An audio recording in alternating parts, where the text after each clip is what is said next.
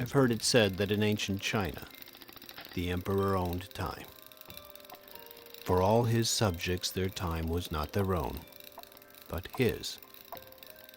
He could set the calendar to whatever he wanted, make hours and days as short or as long as he wanted. My father was also an emperor of time.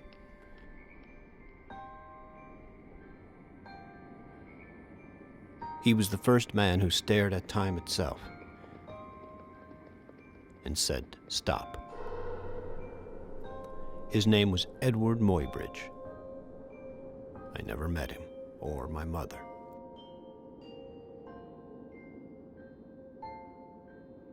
When she died, he put me in the Protestant Orphan Asylum in San Francisco.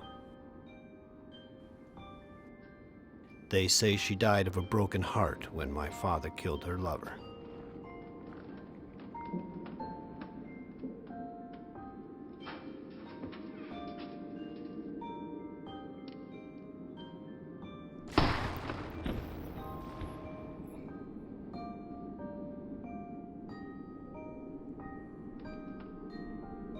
I suppose his time ran out.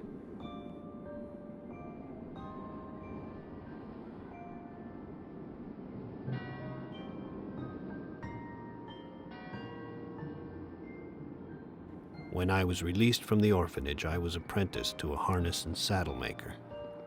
There I learned how to form the pommel and the cantle, the horn and the fenders, the stirrup and the seat.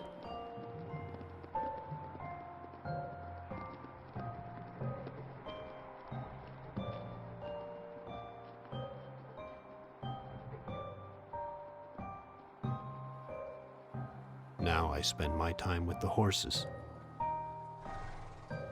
They hear me when I talk to them. They understand what I say. I can speak to any horse that exists.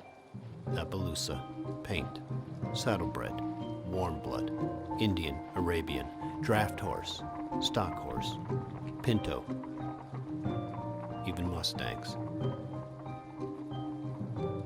Mustangs are wild and don't countenance to the will of man. They were Iberian horses from Spain, brought here by the conquistadors. Time was they were the fastest thing around here, out of the scrub grass and broom sedge.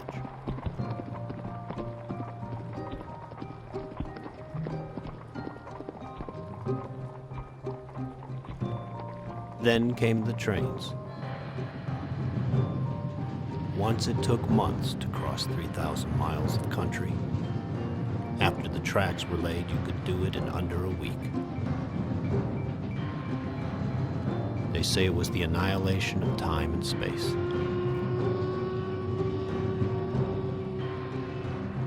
It was one of those train barons that hired my father to photograph his racehorse Occident. He wanted to settle a bet about whether or not the horse's legs were ever all off the ground at once.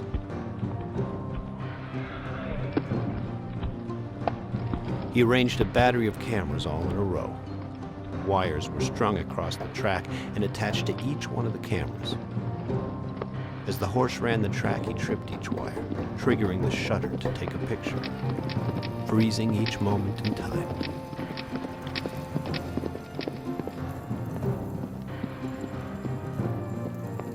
Like a bug trapped in amber.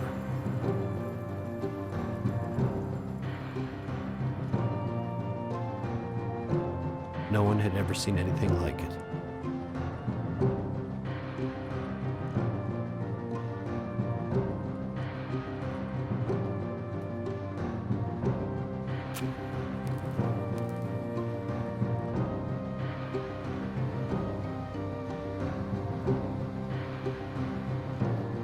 He even invented a machine to project them back onto a wall.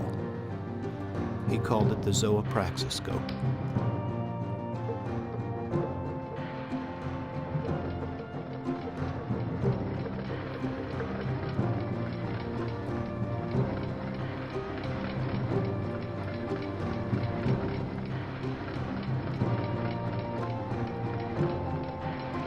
These were the first motion pictures.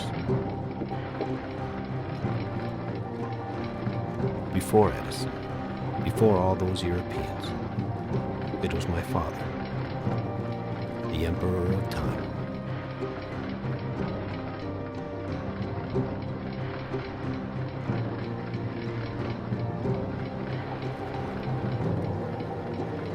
He left me with this watch. I wear it every day. When I'm with the horses,